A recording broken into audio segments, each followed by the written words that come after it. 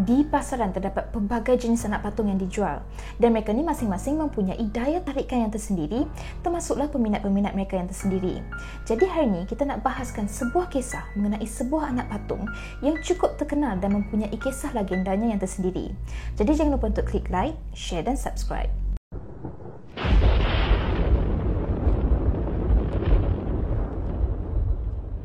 Hello Kitty.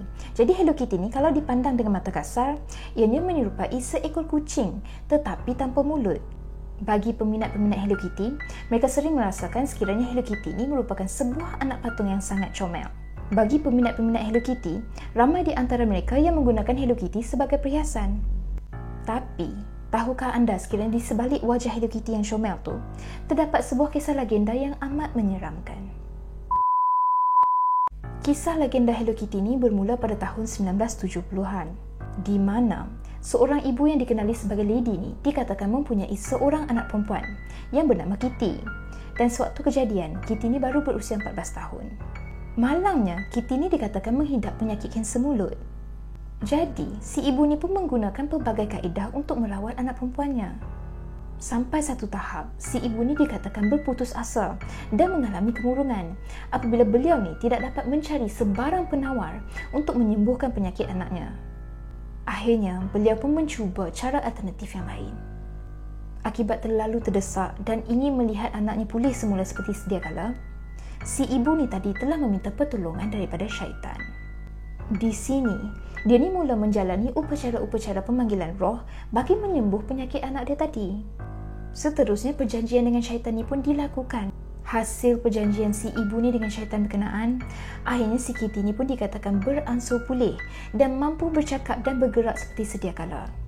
Tetapi sebagai balasan, si Lady ni perlu melakukan sesuatu, di mana hasil perjanjian si Lady ni tadi dengan syaitan berkenaan, Lady ni dikehendaki untuk mencipta sesuatu bagi menarik minat kanak-kanak di seluruh dunia. Di sinilah di mana Lady akhirnya mendapat ilham untuk mencipta sebuah patung yang menyerupai kucing tetapi tanpa mulut. Mungkin disebabkan sebelum ni anak dia ni dikatakan mengalami kanser mulut dan tidak dapat bercakap untuk sekian waktu, menyebabkan si ibu ni tadi mencipta sebuah anak patung tanpa mulut.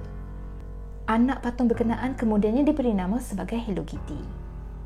Akan tetapi, tahukah anda sekiranya Hello Kitty ni membawa maksud yang tersendiri? Menurut sebuah artikel, Hello Kitty ni membawa maksud yang amat menyeramkan, di mana Hello ni bermaksud hai, manakala Kitty ni pula berasal daripada bahasa Cina tradisional yang membawa maksud syaitan. Manakala telinga Hello Kitty ni dikatakan menjadi simbol kepada tanduk iblis. Tapi sekiranya difikir-fikirkan semula, kenapa pula dinamakan anak dia sebagai Kitty? Sekiranya Kitty ni membawa maksud syaitan. Mungkin Hello Kitty ni dinamakan sempena nama anak perempuan dia. Sambung balik pada kisah yang tadi, akhirnya lebih ramailah yang mempercayai sekiranya Hello Kitty ni merupakan anak kepada syaitan.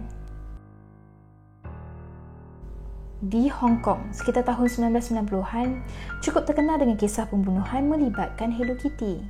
Pihak berkuasa menemukan tengkorak kepala milik seorang wanita yang disimpan di dalam sebuah patung Hello Kitty.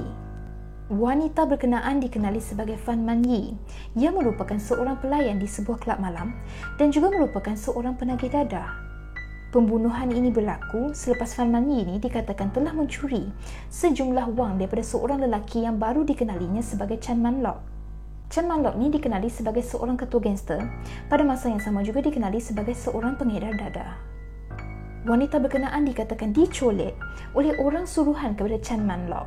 Mereka akhirnya mengurung mangsa, merogoh dan menyeksa mangsa selama hampir lebih daripada sebulan dan menyebabkan kepada kematian. Mayat wanita berkenaan kemudiannya dipotong dan dibuang ke dalam tong sampah bagi mengelak daripada diketahui oleh pihak berkuasa. Kemudian, kepala mangsa yang dipenggal ni dikatakan disimpan di dalam anak patung Hello Kitty.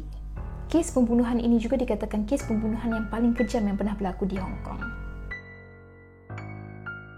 Tahukah anda, sekiranya remaja yang membuat laporan mengenai kes kematian ini merupakan kekasih kepada ketua gangster berkenaan yang turut serta dalam pembunuhan tersebut.